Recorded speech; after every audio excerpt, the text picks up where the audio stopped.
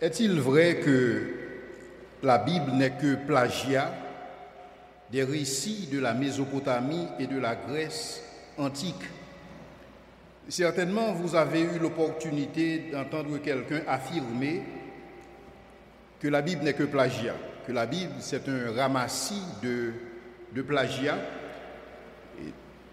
plagiat des récits de la Grèce antique et des récits de Rome antique et des récits de la Mésopotamie.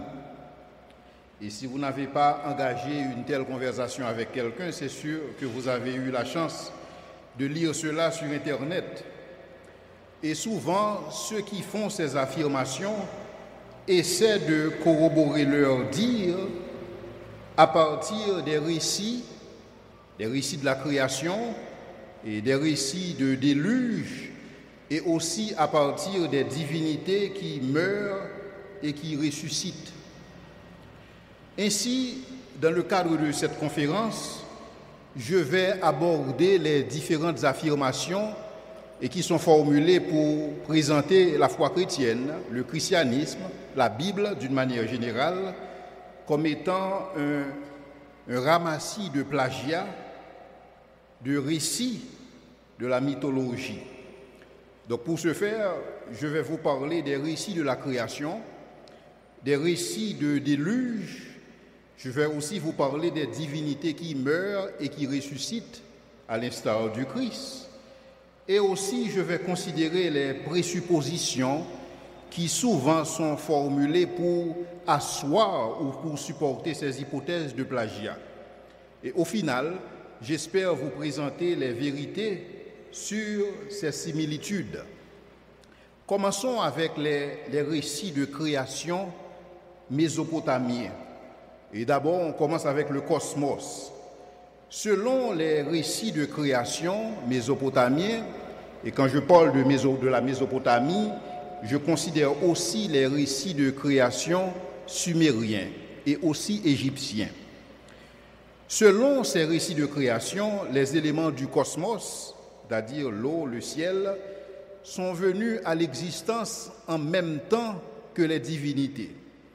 Et c'est pourquoi, si vous vous souvenez, lors de la dernière conférence, je vous ai dit que pour ce qu'il s'agit de la Mésopotamie, leur cosmogonie est liée à une théogonie, dans le sens que l'univers est venu à l'existence en même temps que les divinités. Donc il y a un mélange, il y a un enchevêtrement entre leur théogonie et leur cosmogonie.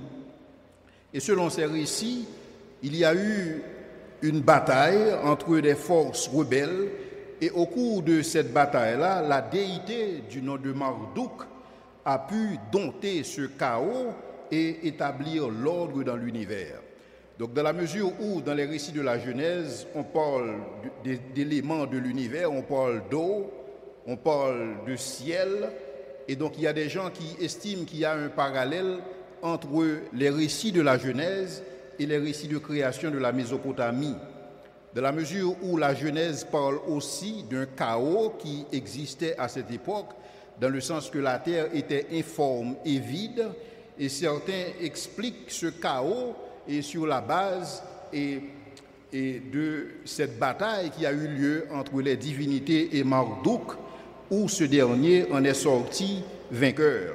Et les dieux, souvent, se réunissent en concile pour prendre des décisions et établir leur chef. Donc ils y voient un parallèle dans le sens que quand on parle de création dans la Genèse, on a l'impression qu'il y a un concile qui s'établit dans le sens que faisons l'homme à notre image. Donc il y a une décision qui est partagée entre des divinités. Et aussi, selon les récits de la Mésopotamie, le cosmos est biotique, c'est-à-dire le cosmos a la capacité de générer le végétal et l'animal. Et c'est pourquoi ils y voient un parallèle quand les Écritures disent que la terre produise. Donc voilà ce qui existe en termes de parallèle entre les récits de la Mésopotamie et les récits de la Genèse pour ce qu'il s'agit de la création. Cependant, il y a des divergences que nous retrouvons dans le sens que Dans les récits de création mésopotamiens, il n'y a aucune référence qui est faite à la création de la lumière. C'est comme si la lumière est prise pour acquis. La lumière est là. Il n'y a aucune idée de création de la lumière et non plus il n'y a aucune référence qui est faite à un arbre de vie. Donc l'arbre de vie serait une innovation de la Genèse dans la mesure où il ne se retrouve pas dans les récits de la Mésopotamie. Et aussi, les récits de création est présentés pour ce qu'il s'agit de la Mésopotamie. Ce sont des récits qui sont contés en vers et non en prose, et comme il est présenté au niveau des Écritures. Et quand on parle de prose, on parle d'un écrit qui se lit de manière normale, ça peut être une histoire, par rapport au vers qui est utilisé pour les récits de la Mésopotamie. Maintenant, pour ce qu'il s'agit de la race humaine, et dans les récits de la Mésopotamie, l'homme est formé avec de l'argile. Et il y a certains qui y voient un parallèle dans le sens que l'argile peut être aussi considérée comme la terre, comme Genèse présente l'homme qui est tiré de la poussière, tiré de la terre. Donc ça pourrait être le fait que Dieu aurait aussi pu utiliser l'argile et dans ce contexte. Donc ils y voient un certain parallèle. Donc ils voient que dans les récits de la Mésopotamie, l'homme est formé à partir de l'argile, mais il est mélangé avec un liquide vivifiant. Il y a des récits qui disent que les dieux ont dû sacrifier un autre dieu du nom de Yahweh là, et le sang de ce dieu a été mélangé avec de l'argile pour animer l'homme. Ce Dieu Yahweh là est le Dieu qui est responsable de l'intelligence, d'où l'homme tire son intelligence aussi. Donc il y a d'autres récits qui affirment que effectivement l'homme a été créé à partir de l'argile, mais l'argile aurait été mélangée avec des larmes de Dieu, c'est le Dieu Enlil, et qui n'était pas satisfait quelque part de ce que les dieux faisaient et qui pleurait, et que ces larmes ont été recueillies et mélangées avec l'argile pour former l'homme. Il y a d'autres récits mésopotamiens qui disent que non, et l'argile a été mélangée avec du crachat. Et donc, ça c'est pour la Mésopotamie. Et aussi l'Égypte. L'Égypte a aussi sa propre version pour ce qu'il s'agit de la création de l'homme.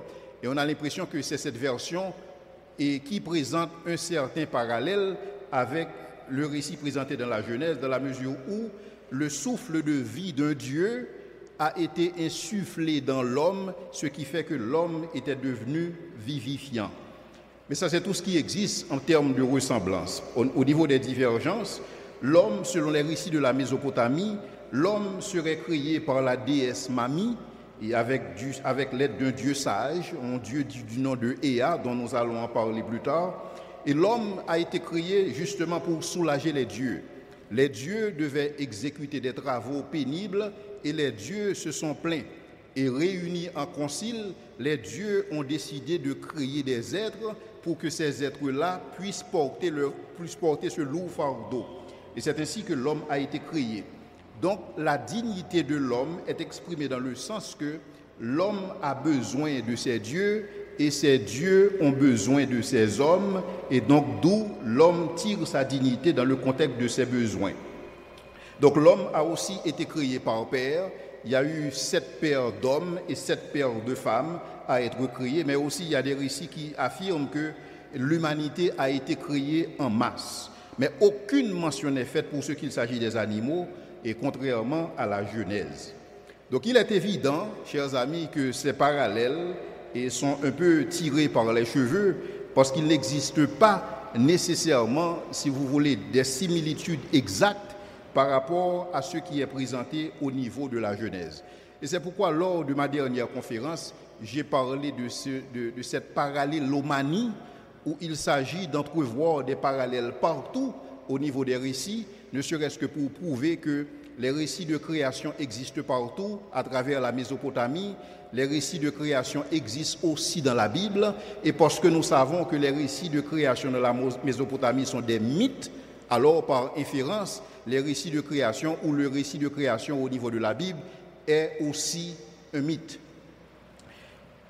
Donc s'il est évident qu'il est difficile d'établir un parallèle pour ce qu'il s'agit des récits de création entre ce qui est dit au niveau de la Mésopotamie et au niveau de la Bible, je pense que dans le contexte du déluge, c'est différent. Et c'est le second récit que nous allons considérer. Pour les récits du déluge, nous allons considérer 2 récits Et le récit de Adrassis qui est venu avant et le récit de Gilgamesh. Certainement, certains d'entre vous ont entendu parler de l'épopée de Gilgamesh et c'est à partir de cette épopée où est présentée l'histoire du déluge. Selon les récits de Adrassis et Gilgamesh, il y a eu une décision qui a été prise et dans le conseil divin et pour ce qu'il s'agit de la destruction de l'humanité. C'était une décision prise en conseil. Et au cours de cette décision, un homme a été informé. Et cet homme porte le nom de Adrassis. Il est aussi appelé Zirusudra, et c'est son nom sumérien. Et il est aussi appelé Utpanishtim. Il a été averti du déluge. En passant, je dois vous dire que Utpanishtim se dit comme Noé pour ce qu'il s'agit de la Palestine. Donc nous sommes en train de parler de la même personne. Donc, cet homme, Adrassis, Zirusudra ou Utpanishtim, aurait été informé de la destruction imminente et donc il fut instruit de construire un vaisseau. Et à partir de ce vaisseau, il a pu réunir des animaux pour sauver une partie du monde. Donc le déluge aurait presque tout détruit et après le déluge, les survivants ont laissé échapper des animaux, ne serait-ce que pour mesurer est-ce qu'il était possible pour eux d'atteindre la terre ferme. Et plus tard, des sacrifices furent offerts aux dieux et tout simplement pour remercier les dieux et de les avoir épargnés et aussi de s'assurer un sauve-conduit pour le futur. Et au final, l'humanité est renouvelée. Et ce renouvellement de l'humanité a été fait de manière surnaturelle et aussi de manière naturelle. De manière naturelle, cela veut dire que Utpanishtim, qui était dans le navire, a pu reconstituer l'humanité à partir de sa famille, ou de manière surnaturelle, les dieux avaient décidé encore de créer des hommes. Donc voici pour ce qu'il s'agit du récit du déluge, et tel que présenté par Adrassis et Gilgamesh. Donc il est évident et qu'il existe des parallèles entre le récit qui est présenté dans la Genèse et ces récits-là. Avant d'adresser le pourquoi de ces parallèles, avant d'essayer de donner du sens à ce qui est présenté dans ces récits, souffrez maintenant que je vous présente la situation de ces divinités qui meurent et qui ressuscitent pour ce qu'il s'agit de la Mésopotamie, la Grèce antique et la Rome antique. Commençons par cette divinité du nom d'Osiris. Osiris, écoutez bien, Osiris fut appelé Seigneur des Seigneurs, Roi des rois, Dieu des dieux, la résurrection et la vie, le bon berger, le Dieu qui a fait l'homme et la femme et le Dieu qui donne la nouvelle naissance. La naissance d'Osiris fut annoncée par 3 sages représentant les 3 étoiles de l'Orion. Une étoile dans le ciel indiquait sa naissance. Et il y a eu une cérémonie d'Eucharistie en son honneur où les participants furent invités à manger sa chair en signe de communion. Les enseignements d'Osiris sont les mêmes que ceux de Jésus. Il n'y a absolument aucune différence entre ce que Jésus a enseigné et ce que Osiris a enseigné à ses disciples. Osiris fut tué, il ressuscita et une fois ressuscité, il est apparu à ses disciples et avec qui il a donné la possibilité d'avoir la vie éternelle. Ça, c'était pour Osiris, tel que c'est présenté par certains détracteurs. Et je vais dire pourquoi j'utilise ce terme. La deuxième divinité que je vais vous présenter, la deuxième déité, c'est Horus. Horus est né d'une vierge appelée Méri, M-E-R-I, et un beau-père qui s'appelle Seb, et Seb voudrait dire Joseph. Horus est né dans une caverne et sa naissance fut annoncée par un ange. Et il y avait une étoile qui était là pour indiquer au berger l'endroit précis où Horus était né. Horus a eu un rite d'initiation à l'âge de 12 ans et ce qui s'était passé à la suite de sa vie, il n'y avait aucune information entre ce qui s'est passé dans la vie d'Horus entre 12 à 30 ans. Horus fut baptisé dans une rivière et celui qui l'a baptisé fut décapité plus tard. Horus avait 12 disciples et Horus a fait des miracles, il a fait des exorcismes, il ressuscita même un mort et Horus a marché sur l'eau. Horus fut appelé le fils engendré d'éternité et il fut aussi appelé le Saint Enfant. Horus a délivré un sermon sur une montagne et ses disciples racontent qu'il fut transfiguré. Horus fut crucifié entre deux voleurs, il fut mis en terre et ressuscita 3 jours plus tard. Horus fut appelé la vérité, la lumière, le Messie, loin de Dieu, le bon berger, l'agneau de Dieu, la parole faite chair, la parole de vérité. Bref, Horus fut aussi appelé le Christ. Horus était venu pour accomplir la loi et plus tard régner pendant 1000 ans. Donc voici ce qui est présenté pour ce qu'il s'agit de cette divinité. Il y a aussi une autre divinité pas sans importance, c'est Mithra, et qu'on appelle aussi Mithras. Et Mithras serait né d'une vierge le 25 décembre dans une caverne encore entourée de bergers. Mithras fut considéré comme un enseignant itinérant et un grand maître pour ses disciples. Et il avait 12 disciples ou compagnons à qui il a promis l'immortalité. Mithra a fait des miracles, il s'est sacrifié pour la paix du monde et il fut ressuscité le 3e jour. Mithra a reçu des titres, et parmi lesquels le titre de bon berger, et il fut aussi identifié comme l'agneau de Dieu et le lion. Il fut considéré comme le chemin, la vérité et la lumière, le logos, le rédempteur, le sauveur et le Messie. Ses disciples le célèbrent chaque dimanche, et ça c'est parce que c'est le jour qui lui est consacré, on l'appelle le jour du Mithras. Et ses disciples commémorent aussi l'Eucharistie et qu'on appelle le repas et du Seigneur Mithras. Maintenant, quand on vous présente ces affirmations pour ces divinités, il n'y a absolument aucun doute, si ces affirmations sont vraies, le christianisme n'est que plagiat.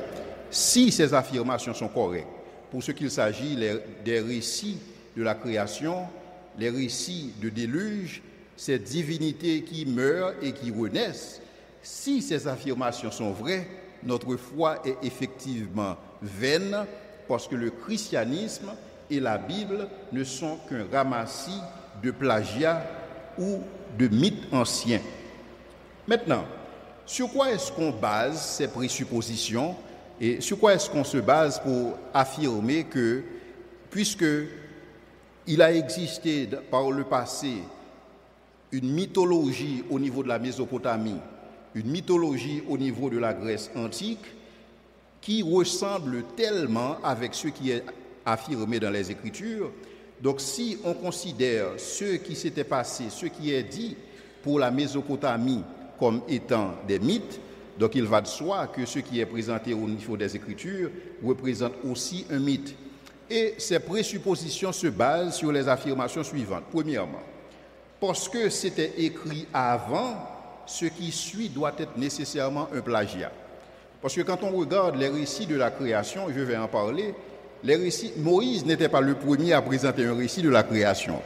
Le récit de Adrasis était venu avant celui de Moïse, le récit de Gilgamesh est venu après Adrasis, et en principe il y a eu un mélange entre Adrasis et Gilgamesh, parce que le récit de Gilgamesh était incomplet.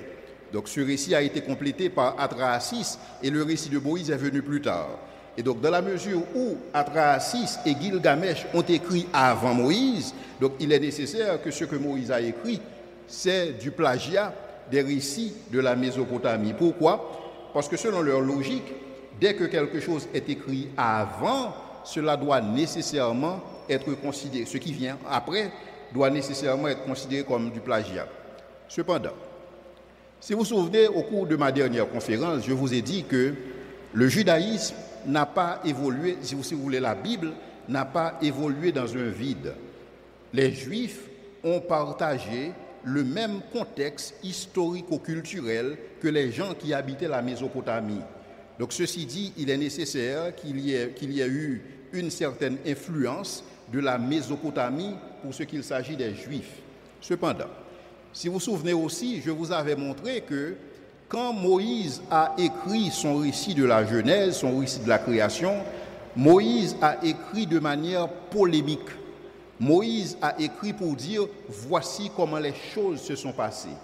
Et certainement, si le déluge était un fait planétaire, il est tout à fait normal que ce récit puisse être présent au niveau de beaucoup de civilisations. Donc ça n'informe pas nécessairement que ce que Moïse a écrit serait un plagiat, dans la mesure où les différences entre ce que Moïse a présenté, et je parle ici pour ce qu'il s'agit du récit de la création de l'univers. Je vais parler plus tard pour ce qu'il s'agit du récit du déluge, et je vais vous donner beaucoup plus de détails par rapport à ce qui est présenté au niveau de la mythologie. Deuxièmement, ces présuppositions se basent sur cette affirmation, à savoir, parce qu'un groupe était là avant, leur version doit nécessairement être la version correcte. Mais je dois vous dire que des gens qui étaient là avant nous croyaient aussi que la terre était plate. Est-ce que parce qu'ils étaient avant et qu'ils croyaient que la terre était plate, est-ce que effectivement la terre est plate? Nous savons, grâce à la technologie, et ceci depuis très longtemps, que la terre est ronde au lieu d'être plate. Donc ceux qui étaient là avant avaient cette conception, mais cette conception n'était pas nécessairement vraie. Cela veut dire que ce n'est pas parce qu'un groupe était là avant que la conception de ce groupe est vraie. Troisièmement, parce que je peux établir un parallèle entre deux choses, cela veut dire que ces deux choses ne sont que des fabrications. Si vous vous souvenez, je vous avais parlé lors d'une conférence de Morgan qui a écrit un livre, L'épave du Titan. Et dans ce livre, et c'était un ouvrage de fiction, il y a l'image sur l'écran, dans ce livre, il a présenté, si vous voulez, un paquebot qui a fait naufrage, un paquebot qu'il appelait Titan. Il a écrit son livre en 1898. C'était un ouvrage de fiction. Cependant, en 1912, il y a eu un paquebot qui a coulé du nom de Titanic. Maintenant, si je comprends bien la logique derrière l'affirmation, à savoir, parce que je peux établir un parallèle entre deux choses, entre deux événements, cela voudrait dire que ces événements sont des fabrications. Selon cette logique, cela voudrait dire que le bateau, le paquebot Titanic, n'a pas véritablement coulé parce qu'il y a eu un ouvrage de fiction en 1898 qui avait annoncé, qui avait présenté qu'il y a un paquebot du nom de Titan qui aurait coulé. Donc le fait que des parallèles puissent exister entre deux choses ne fait pas nécessairement que ces deux choses sont des fabrications. Parce que telle est la logique. La logique de ces gens qui font ces affirmations, c'est que puisque les récits de la Mésopotamie sont des mythes, et ces récits se retrouvent aussi dans la Bible, cela veut dire que la Bible doit nécessairement être un mythe. Parce que si je peux établir un parallèle entre deux choses, ces deux choses doivent nécessairement être une fabrication, et je viens de prouver que tel n'est pas le cas à partir du récit, à partir de l'ouvrage et l'épave du Titan est publié en 1898, un livre de fiction, et la réalité qui s'était produite en 1912 pour ce qu'il s'agit du Titanic qui a coulé. En dernier lieu, il y a une autre présupposition qui est importante que je dois considérer avec vous. Puisque deux éléments ont des choses en commun, alors ils doivent avoir tout en commun. Cela veut dire que si je partage certaines similarités avec vous, cela veut dire que nous devons nécessairement avoir tout en commun. Cela veut dire que puisqu'il existerait des similitudes, puisqu'il existerait si vous voulez, un certain parallèle entre Jésus et ses divinités, cela veut dire que Jésus et ses divinités doivent nécessairement avoir tout en commun. Maintenant, je vais vous présenter les détails pour ce qu'il s'agit de ces affirmations, mais cependant, je dois d'entrée de jeu vous dire que, effectivement, quand on regarde ces récits sur ces divinités où on parle de résurrection, mais ce sont des divinités qui meurent et qui ressuscitent à chaque cycle agricole. Et par exemple, si je prends Horus, c'est une divinité qui ressuscite avec le soleil. À chaque fois que le soleil se lève, Horus ressuscite aussi. Mais je ne pense pas que c'est ce que les Écritures affirment pour ce qu'il s'agit de la résurrection de Jésus-Christ. Jésus-Christ n'est pas ressuscité ou il ne ressuscite pas selon un certain calendrier agricole. La Bible présente Jésus-Christ qui est ressuscité une fois pour toutes. Donc même s'il existerait des parallèles, et je vais vous prouver que ces parallèles n'existent pas, même s'il existerait des parallèles, ces parallèles ne seraient pas suffisants pour exprimer l'idée que ces divinités qui meurent et ressuscitent sont exactement ce que Jésus-Christ est aussi, une divinité mythologique. Maintenant, considérons les récits de déluge, et là où on était au début. Certainement, quand vous observez au niveau de la littérature, vous allez voir qu'il y a eu des récits de déluge au niveau de la Syrie, au niveau de Babylone, au niveau de la Perse, au niveau de l'Asie mineure, au niveau de la Grèce, au niveau de l'Égypte, au niveau de l'Italie, au niveau de la Chine, l'Inde, Mexique, Pérou, etc. Il y a des gens qui affirment qu'il existerait au moins 200 récits de déluge. Et ces récits présentent certains éléments en commun. Donc, tous ces récits, il y a une famille qui est favorisée. 88% de ces récits présentent une famille qui bénéficie de la grâce. Et cette famille est avertie, selon 66% des récits. 95% des récits présentent une catastrophe qui a eu lieu. Donc, dans ce contexte, il est tout à fait normal, si on parle de déluge, ça doit nécessairement être une catastrophe. Et s'il existe des gens qui ont survécu, il faut nécessairement qu'il y ait une explication.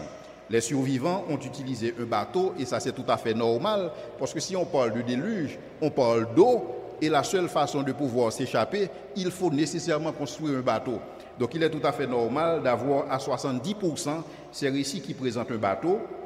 Les animaux sont sauvés dans 67% des récits et éventuellement ce bateau atterrit sur une montagne et ceci à 57%. Maintenant, considérons l'horizon temporel où ces récits ont été présentés. Je vous ai dit tout à l'heure que le récit de Adrastis était présenté au XVIIIe siècle. N'oubliez pas, avant Jésus-Christ, on comptait à reculons.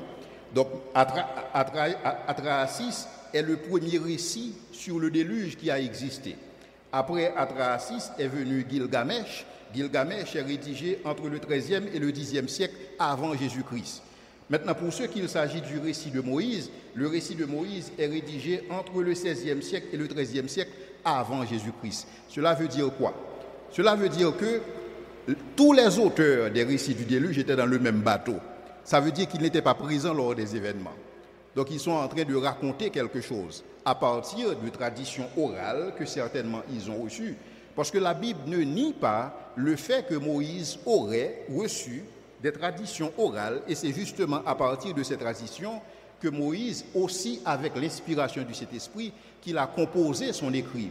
Mais n'oubliez pas, quand Moïse composait son récit, le récit de la création, le récit du déluge, Moïse écrivait aussi dans une dynamique polémique. Parce que l'idée de Moïse, c'était de dire, voilà ce qui s'est passé. Ce n'est pas la situation de Moïse, ce n'est pas pour présenter sa perspective et pour ce qu'il s'agit du déluge, mais beaucoup plus de dire, dans la réalité, à partir de cette inspiration qu'il a reçue de Dieu, voici ce qui se passe au niveau de la réalité. Et je vais vous présenter, scientifiquement parlant, que le récit de Moïse, c'est le récit qui semble tenir debout. Non seulement sur une base historique, le récit de Moïse, le récit de la Genèse tient debout, mais aussi sur une base scientifique. Laissez-moi vous rappeler dans quelques détails précis ce qui est présenté pour ce qu'il s'agit des récits de Gilgamesh et de Adrastis, à savoir les points saillants. Selon ces récits, les dieux auraient créé l'homme tout simplement pour, et si vous voulez, pour les soulager un peu parce que leurs travaux étaient pénibles. Donc ces dieux ont tenu conseil et durant leur conseil, ils ont décidé qu'ils allaient créer l'homme. Cependant, après avoir créé l'homme, 600 ans plus tard, quelque chose s'est produit. Il y a eu une surpopulation et les hommes étaient devenus extrêmement bruyants. Et le fait que les hommes étaient bruyants, ça, si vous voulez, c'était nuisible et pour certains dieux et qui n'arrivaient plus à dormir. Le sommeil leur était ravi. Et ces dieux ont ensuite tenu conseil. Ils ont été parlés à Enlil pour leur dire il faut faire quelque chose avec ces hommes. Et c'est ainsi que le dieu Enlil a décidé, lui, d'envoyer la famine. Donc la famine a survenu sur la terre, mais les hommes ont pu résister. Non seulement il y a eu la famine, il y a eu plus tard la peste, et les hommes ont continué à survivre. Et c'est ainsi que les dieux ont ensuite tenu conseil et se sont dit que si la famine, si la peste ne peut pas avoir raison de l'homme, il faut détruire l'homme en masse. Et le moyen qui a été choisi par cette divinité, c'était le déluge. Et c'est ainsi que, une fois que cette décision a été prise, cette décision a été arrêtée par décret devant ces dieux, cependant, il y a eu un dieu du nom de Ea, un dieu qui sympathisait avec un homme. Et ce Dieu était troublé à l'idée que l'humanité serait détruite par le déluge. Et c'est ainsi que ce Dieu s'est réuni avec son favori, qui est Adrassis, et lui a communiqué l'information, à savoir, voici ce qui a été décidé par ces dieux. Donc si vous voulez, il y a des dieux qui se réunissent pour prendre une décision. Il y a eu une infiltration parmi ces dieux où Ea a communiqué cette information à Adrassis à l'insu des dieux. Parce que ces dieux, une fois qu'ils ont appris que Adrassis s'était sauvé, donc là, ces dieux étaient véritablement remontés contre Ea pour les avoir dupés, pour les avoir troublés, parce que la volonté des dieux, c'était de tout détruire. Je dois vous dire que ce n'est pas ce qui est présenté dans le récit de la Genèse. Pour ceux qui s'attendent à voir des parallèles, ce n'est pas un parallèle concluant entre ce qui est dit dans les épopées de Gilgamesh et Adrassis, en contraste avec la Bible. Et c'est ainsi que cet homme, du nom de Ziusudra pour les Sumériens, Adrassis et pour les Babyloniens, Uthapishmin, et qui est aussi un dérivé de Noé, donc il a décidé de construire un bateau. Mais ce bateau qui a été construit avait la forme d'un cube.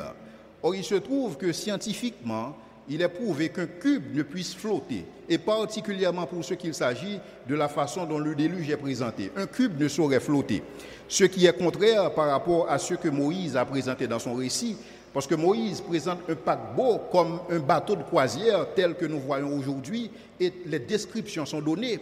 Donc scientifiquement, si on devrait faire la part des choses et considérer quel récit serait le plus plausible, tenant compte de ce que nous avons comme information en matière aéronautique, en matière nautique, en matière navale.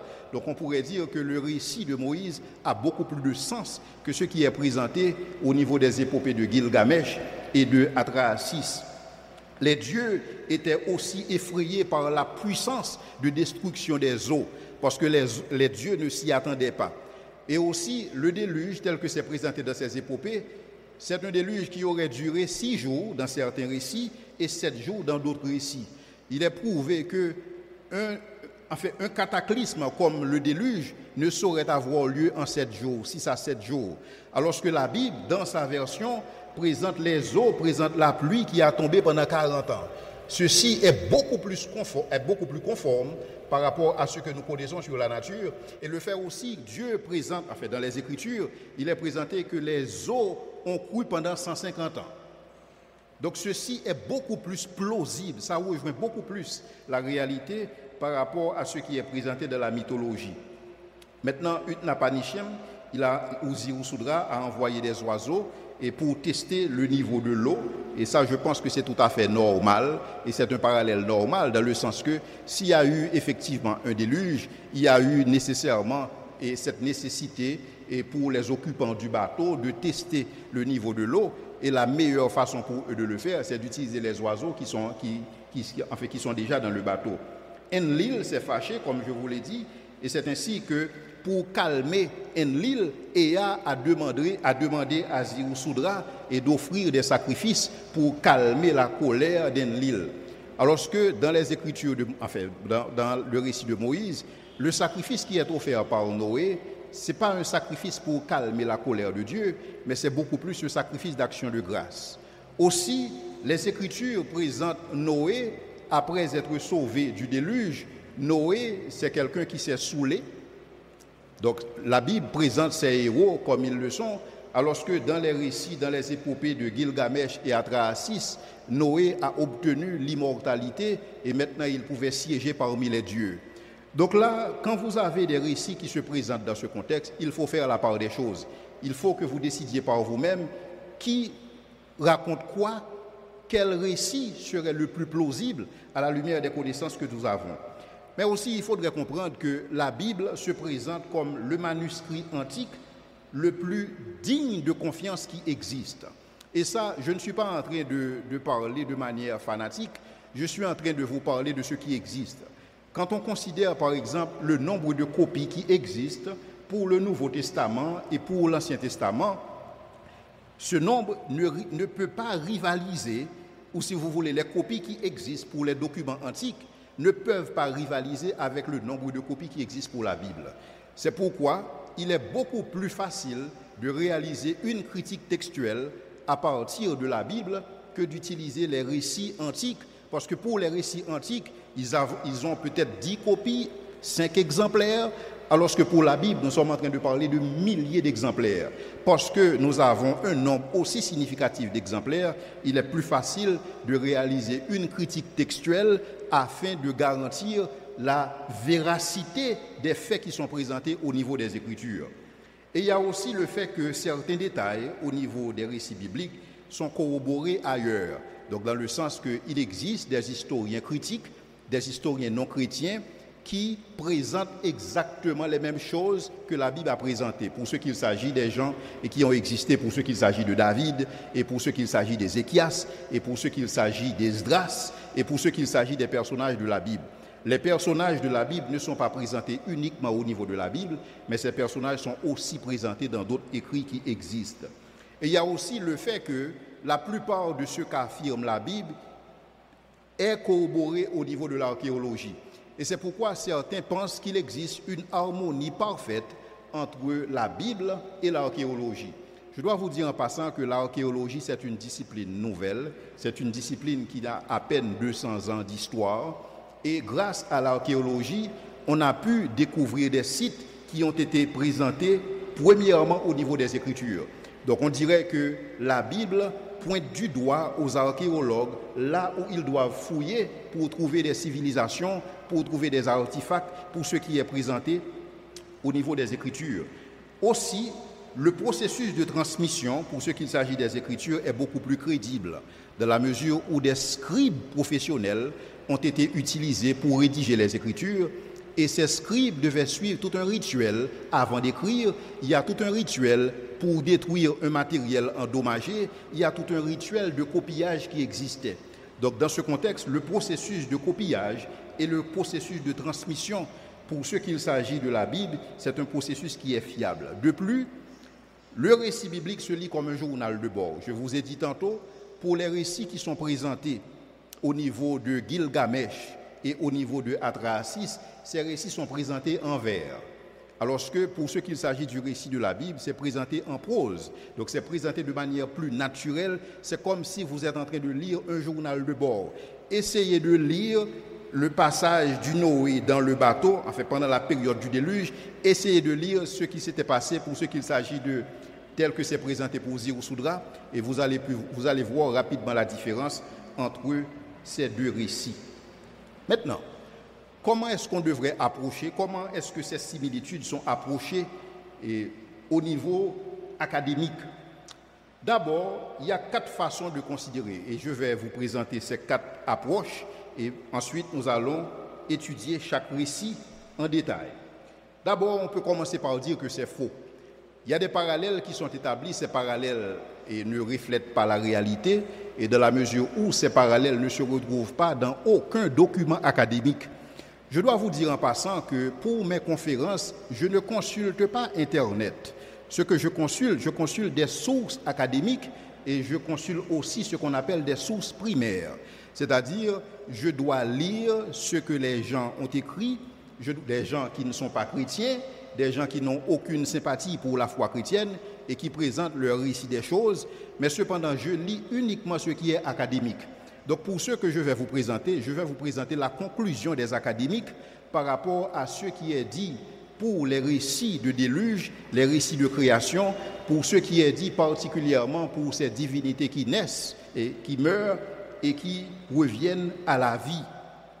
Et selon la conclusion qui est présentée par des académiciens qui se prononcent sur la question, ces parallèles n'ont jamais existé.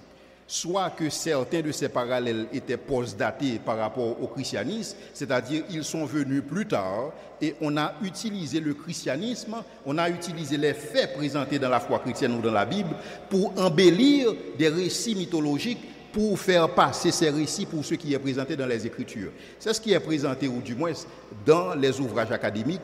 Et j'ai un ouvrage ici que je peux vous présenter qui a été publié par Oxford University Press et qui est en principe une maison d'édition et qui est très crédible et où, dans leur publication, pour ceux qu'il s'agit des dieux de la Mésopotamie, c'est un ouvrage que j'ai ici, et pour ceux qui sont intéressés à le consulter, vous allez voir que ce qui est présenté au niveau de ces parallèles dont je viens de vous montrer, il n'y a absolument aucune similitude entre ces divinités qui meurent et qui renaissent et ce qui est présenté pour la personne de Jésus-Christ.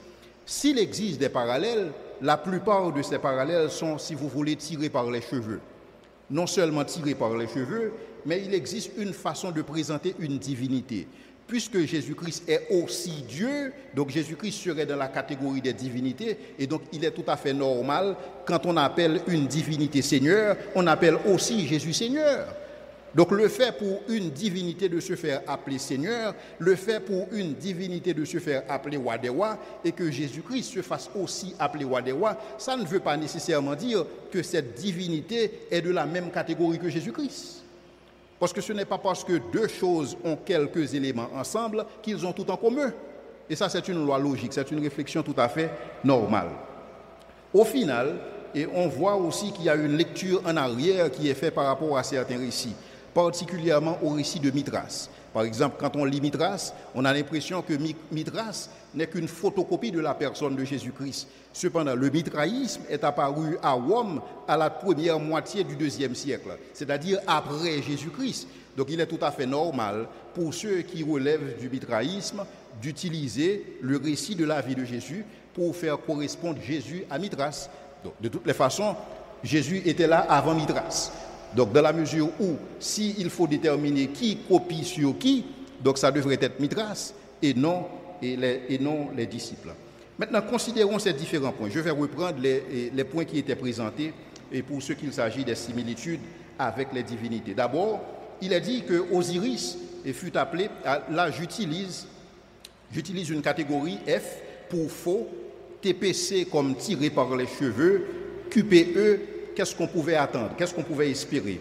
Et ULA, c'est une lecture arrière qui est présentée. Voici la terminologie que j'utilise pour expliquer ce qui est présenté au niveau de ces différents récits. Osiris fut appelé Seigneur des Seigneurs, c'est faux. Il n'y a absolument aucun récit mythologique où Osiris est appelé Seigneur des Seigneurs. Roi des Rois est faux. Il n'y a absolument aucun récit où Osiris se fait appeler Roi des Rois. Dieu des dieux, faux. Résurrection et la vie, faux. Bon berger, faux. Dieu qui a fait l'homme et la femme, faux. Dieu qui donne la naissance, oui. Mais c'est un peu tiré par les cheveux. Parce que dans la mesure où les divinités étaient des divinités liées à la fertilité, donc il est tout à fait normal que ces divinités puissent donner la vie. Mais ici, quand on parle de vie dans le sens agricole, pas dans le sens humain du terme. La naissance d'Osiris fut annoncée par 3 sages. Faux. Ce n'est présent dans aucune littérature. Aucunement. Et ceci, je vous invite à faire des recherches de par vous-même pour attester ce que je suis en train de vous dire. Osiris fut annoncé par 3 sages. Faux. Osiris fut représenté par 3 étoiles de l'Orient. Oui, un peu tiré par les cheveux. Il y a un texte où il est présenté que Horus serait lié à l'étoile d'Orion. Donc ça, c'est vrai, c'est établi dans la littérature. Une étoile dans le ciel indiquait sa naissance. Faux. Ça ne se trouve nullement dans aucune littérature académique sur cette divinité. Osiris a eu une cérémonie d'Eucharistie en son honneur où on mangea sa chair en signe de communion. Faux. Il n'y a aucune trace de cela. Les enseignements d'Osiris sont les mêmes que ceux de Jésus? Non, faux. Il n'y a aucune trace des enseignements d'Osiris et qui seraient comparés avec les enseignements de Jésus. Osiris fut tué et il ressuscita et sa foi suscita chez les disciples la résurrection à la vie éternelle. C'est faux. Osiris n'était pas mort dans ce contexte comme on parlait de Jésus-Christ et je vais tout plus tard vous présenter la réalité ou les faits saillants pour ce qui concerne Osiris. Maintenant, laissez-moi camper devant vous la réalité pour ce qui est présenté sur la divinité Osiris, et ceci dans la littérature académique.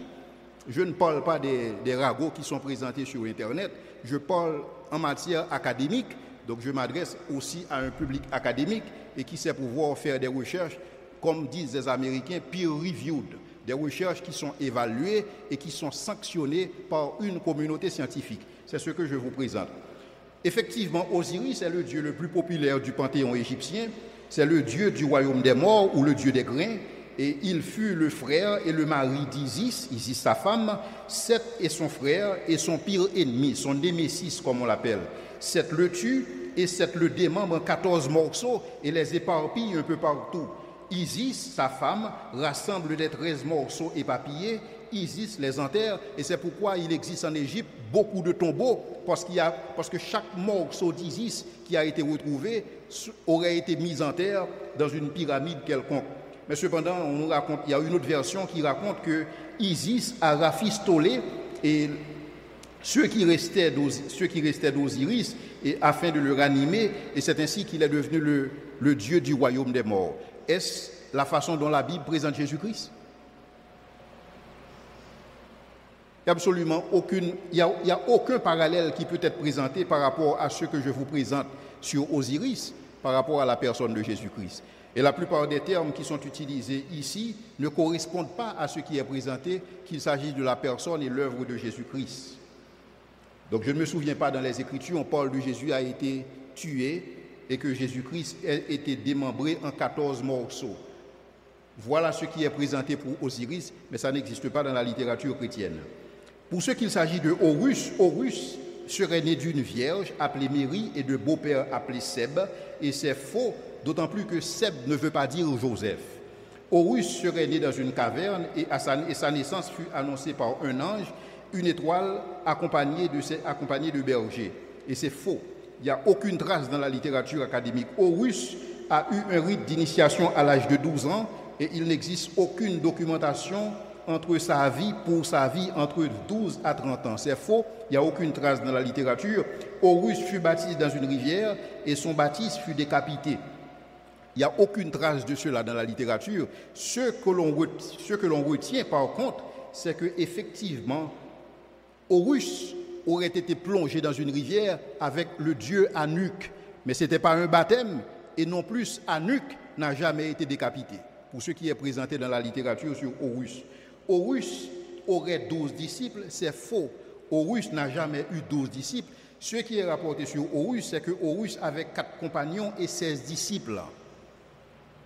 Donc certains vont dire c'est 16 moins 4 font 2.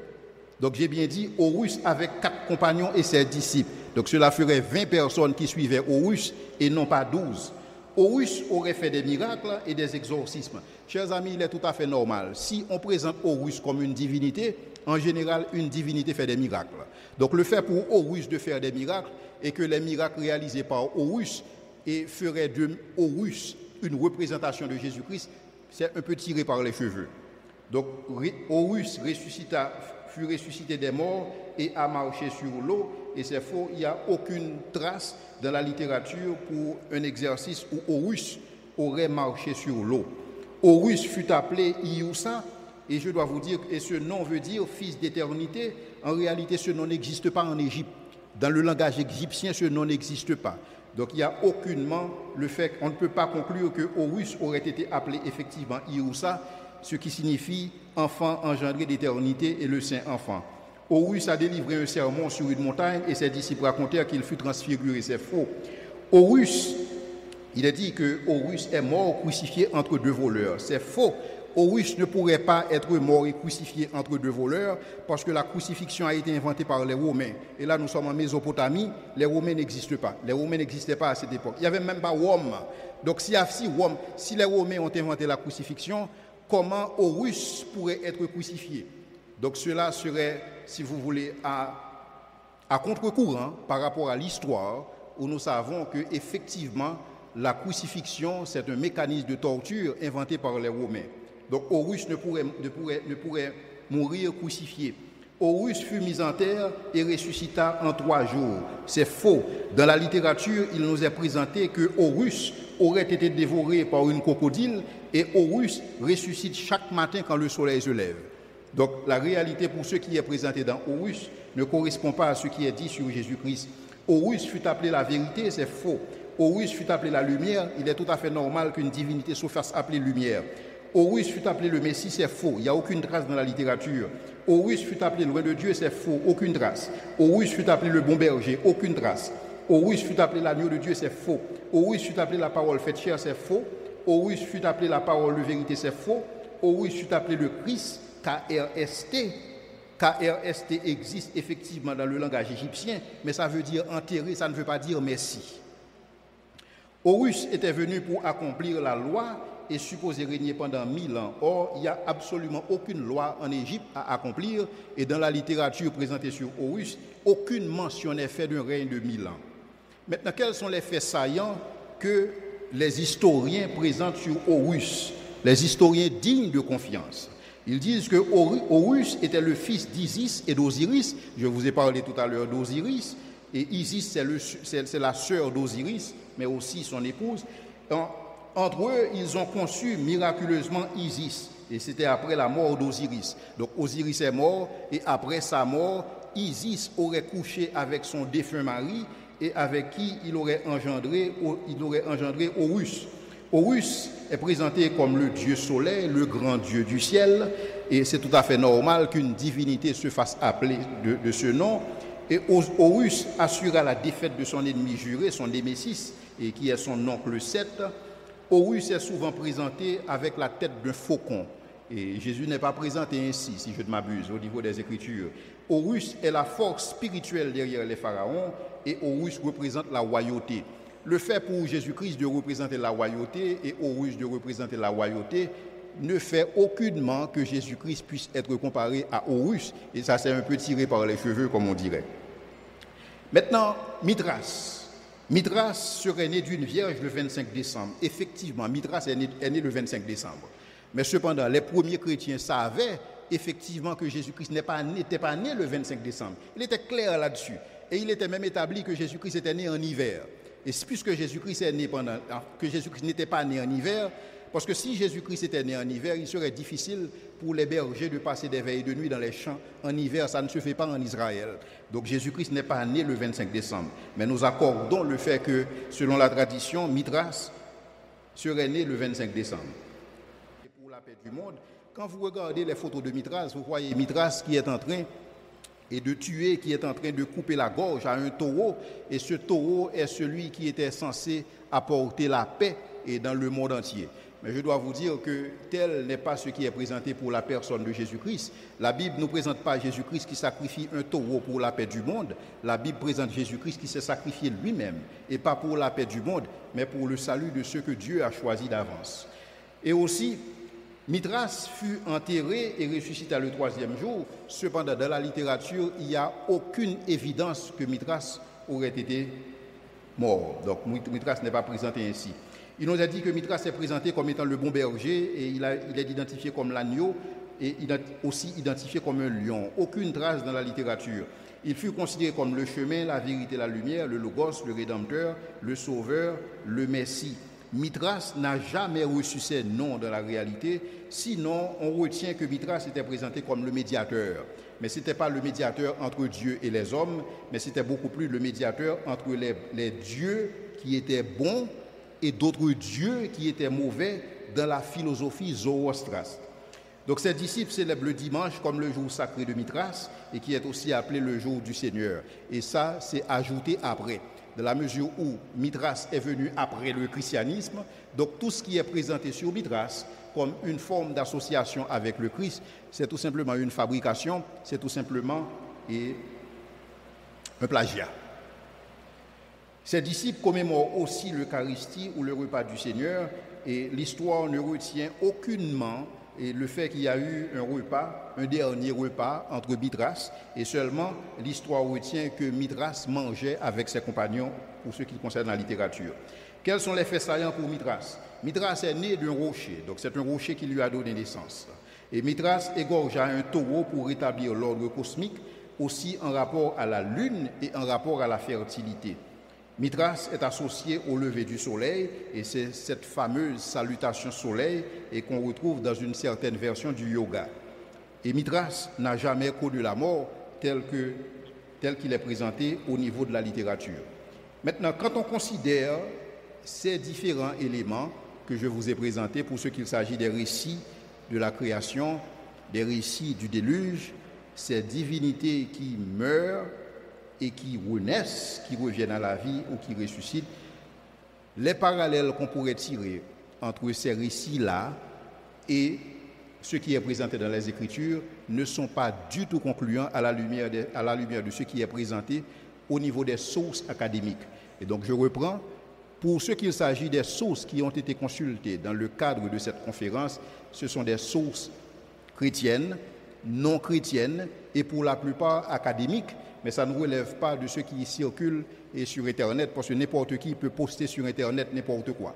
Mais faites vos recherches par vous-même, essayez de comparer ce qui est présenté au niveau de cette conférence et vous allez voir qu'effectivement, il existe une certaine parallélomanie, il existe une volonté de la part de certaines personnes et pour prouver qu'il existe des parallèles entre ce qui est dit au niveau de la mythologie grecque, la mythologie sumérienne, la mythologie babylonienne, ou si vous voulez, la mythologie au niveau de la Mésopotamie, et ce qui est aussi dit dans la Bible, pour discréditer la Bible, pour qualifier la Bible de mythe, et ceci n'est pas concluant, et dans la mesure où ce qui est présenté dans la Bible est attesté par l'histoire, c'est attesté par l'archéologie, ce qui est présenté dans la Bible, enfin, en termes de transmission et des données bibliques que nous avons, ce sont des données transmises qui sont les plus crédibles par rapport à tout ce qui puisse exister à travers le monde entier en termes de manuscrits anciens.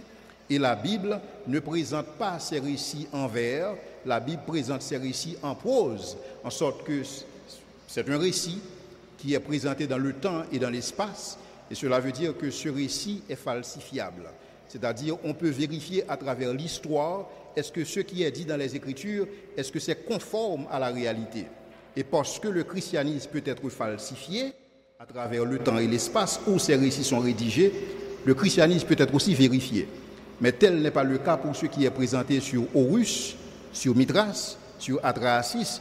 Donc il n'y a absolument rien à falsifier au niveau de ces récits, parce que ces récits relèvent purement de la mythologie, contrairement à ce qui est présenté dans les Écritures, un récit rédigé en prose dans le temps et dans l'espace et qui facilite sa falsification aussi bien que sa vérification.